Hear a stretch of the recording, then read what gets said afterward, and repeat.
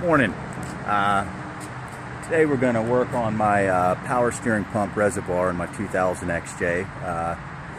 It's about 35 degrees here in Virginia this morning, so a little bit cold, but let me show you what we're going to be doing here and why. Here on my 2000, I've got another one over there as well. My power steering pump, I started to notice a drip underneath the Jeep, which of course isn't too uncommon, and I've determined it's probably the reservoir. The reservoir is a molded two-piece unit, and from everything I've read, one of the common occurrences is right there at that seam for those things to crack or separate. The other possibility is the O-ring that goes in between the reservoir and the pump right here, that O-ring has failed. Purchased a new, I believe this is a Dorman pump reservoir, and as you can see in there, it has the O-ring. Now, from what I understand about the Dorman reservoirs is that, and there you can see a part number on it, is that at one point they were using a black rubber O-ring instead of this green neoprene, and that was causing some almost immediate failures in the replacement. So I made sure, I think the newer models do have the green O-ring. Let me try and get up under the vehicle here and show you where the leak is at. Alright, so from the underside here you can see the bottom of the reservoir, and if you look right there, see that shiny little spot? That's a dripper coming down. So it's not a bad leak, and it definitely could be left unattended for a while, but since I have the part and at least it's not raining today, I figure I'll go ahead and try and replace it.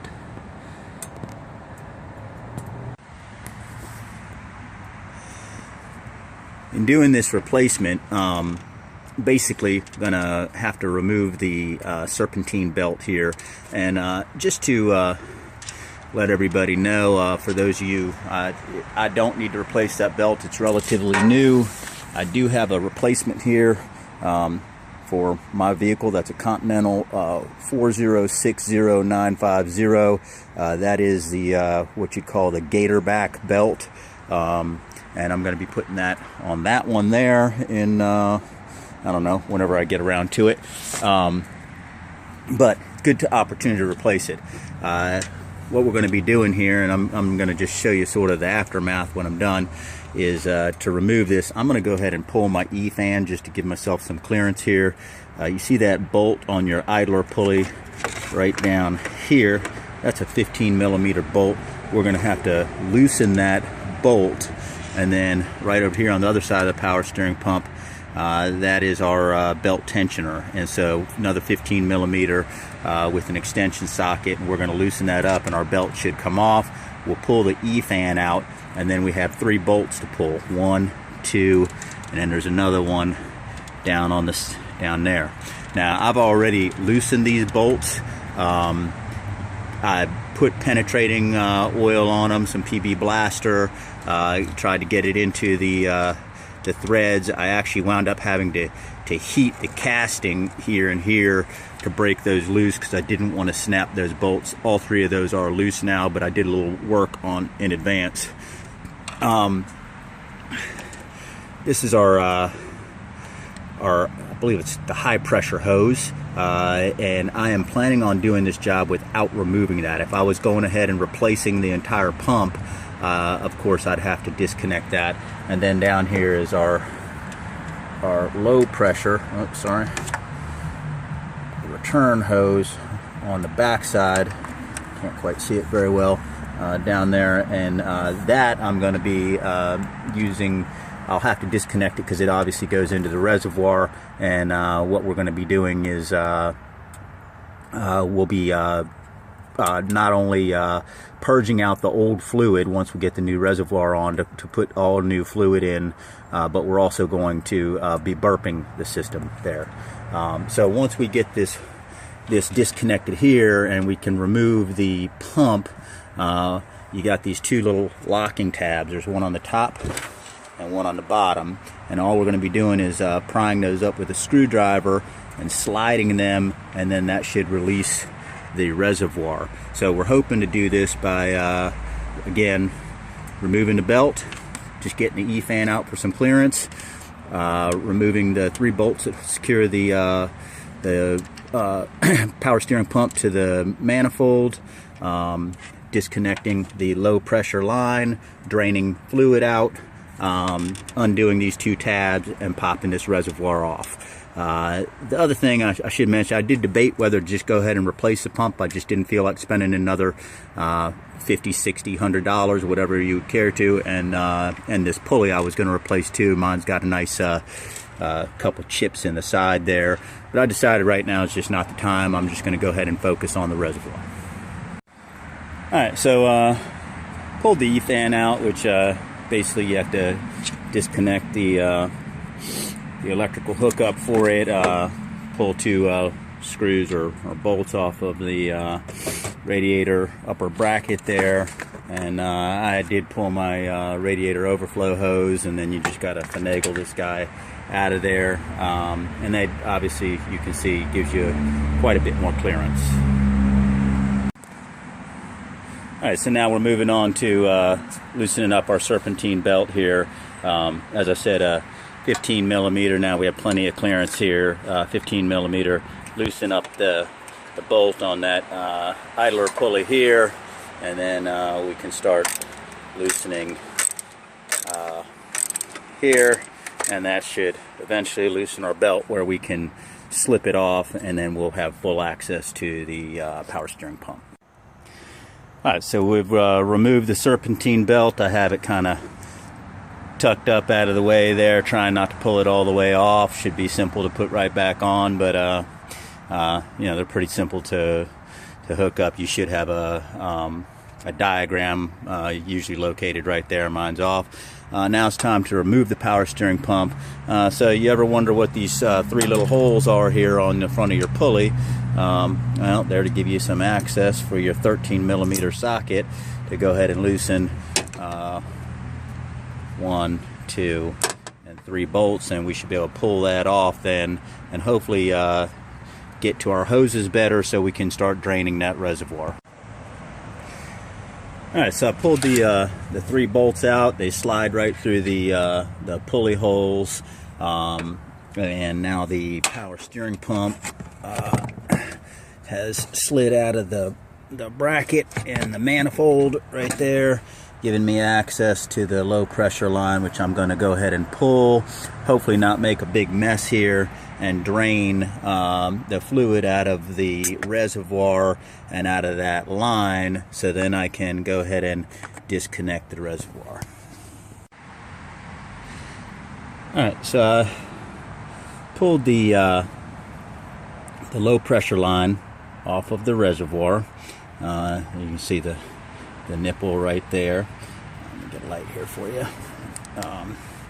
And I was able to tuck that line right back there, shove it in, hold it up by the manifold. I'll get to that here shortly. Whoops. And then hopefully what you'll be able to see here is when I loosen this cap,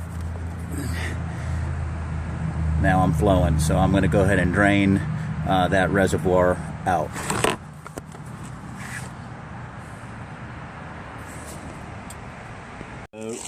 Reservoir is now off of the pump. It has these 2 locking clips which slide on to hold it and then snap into place with the pump. So you need to pry up on that tab right there with a screwdriver, and then tap that locking clip, which would be holding the reservoir to the pump like that. So you pry up on the tab and then tap it off. It's easiest with 2 people, and definitely would have been easier if I had removed the high pressure line, but I decided not to. Once that upper tab and lower tab are off, then the reservoir itself just pops out. So you can see my O-ring in the old reservoir looks pretty good, but there's quite a bit of gunk in there. Now that could just be buildup, or that could be an indication that that is in fact where my leak was. Although I do suspect too, right here where the two ports are seamed together, that could be it. No indication that it's the actual pump itself. So I'm going to clean up the pump and then put my new reservoir on with my new clips and hopefully bolt this thing back up, and then we'll start purging the old fluid out and putting new fluid in. Alright, so new reservoir is on. You can see the new clip is in place. The locking tab is in the down position. I have two of my bolts in. Usually whenever I'm removing bolts like that, I'll usually put a wire brush on them, clean the gunk and grit out of them, and then with these I'm just putting a little dab of blue Loctite on.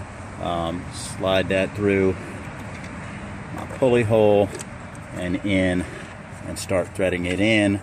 I'll get these guys secured down. I still have not secured my low pressure line yet, because now what we're going to do is we're going to fill the reservoir up and start to purge out the old fluid into a catch can. What we want to do is we want to run the old fluid out until we see clear fluid coming through. In order to do that, to get it all the way down and through the power steering box here to pump all that fluid out, we're going to jack the front end of the car up just slightly till the tires are off the ground, and then we're going to have somebody turn the wheel back and forth all the way to the left, all the way to the right. I'm not going to do that with the engine on and see if that does the trick for me. Hopefully that will pump, that'll force the pump to, it'll purge the fluid out until we run clear fluid out of our low pressure line, and we'll connect that back up all the time, making sure that we keep our fluid topped off in our reservoir so we're not getting any air bubbles, and then we'll work on purging the last of the bubbles out of the system. Alright, so the pump's on, and I should mention too, if I haven't already, that the process to actually replace the entire pump is essentially exactly what I've shown you thus far.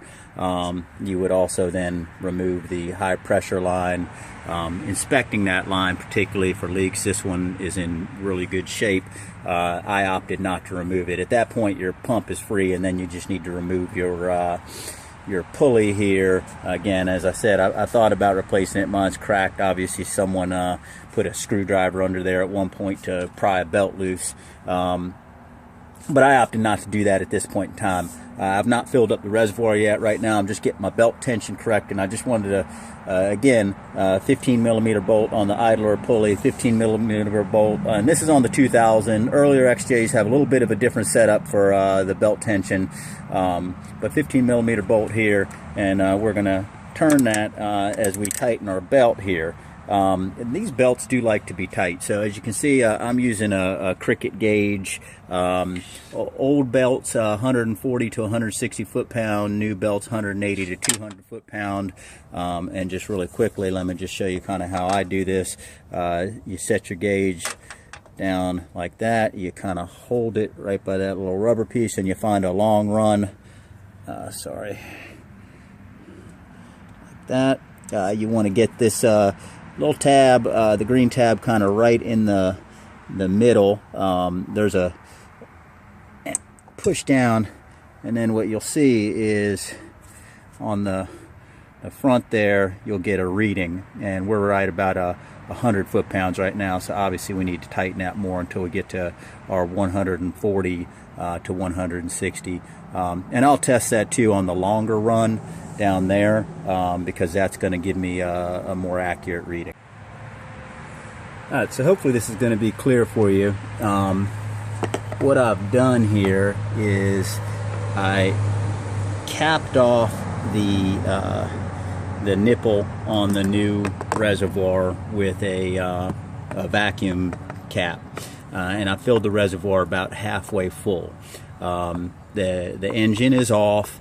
The front end of the vehicle is jacked up so the tires are off the ground, and I'm going to keep the reservoir about halfway full, and as my partner there turns the wheel back and forth, all the way left, all the way right, hopefully what we'll see is fluid purging out of the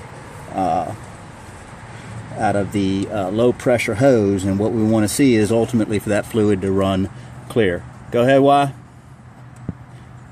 And as you see, it's flowing. So we're going to keep doing that until it runs clear. Stop. Alright, so using the cup to catch the fluid as he turned the wheel back and forth out of the low pressure line, I never did run completely clear.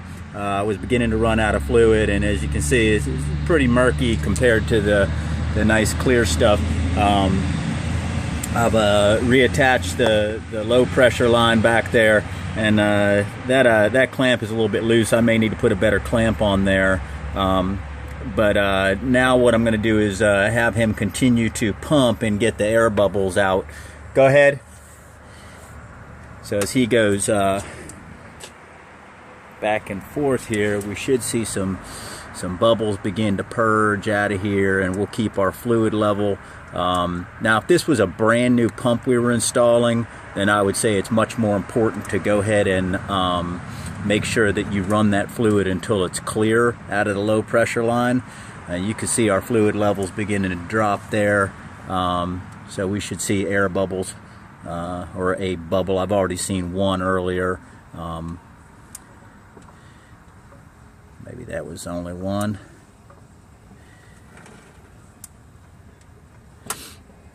And then we're going to go ahead and drop the front end back down and start the engine, so our pump is now pumping. Once we get there goes a bubble, and then we're going to do it again with the cap loosely tightened. Alright, so the Jeep's back up and running. Reservoir's on. Only sign of any leaking at all is again a little bit of seepage right there. As you can see, that clamp on that low pressure line is pretty loose. I'll get a radiator clamp, a small clamp, and put it on there and make sure that there's no seepage coming out of that. I'll also continue to check my fluid level. Right now, you can hear a little vacuum coming out of there. It's probably a little bit low. I'll keep checking it, but the Jeep is actually running really well, steering really well. Again, replacing the reservoir shouldn't really have had too much of an effect on that, but replacing that fluid probably did. Probably worked some air bubbles out of it, and but right now it's steering pretty well. I'll keep checking it over the next couple days, making sure there's no leaks, and making sure that I check that fluid level. Alright, so that wraps it up on this. Hopefully that helps anybody who's looking at replacing their reservoir, or looking to replace the entire power steering pump. Hopefully that gives you some tips and pointers, and if anybody has anything to add, particularly about purging the old fluid out or getting air bubbles out, if you have anything to add, please put it in the comments below. Thank you for watching, and have a great day.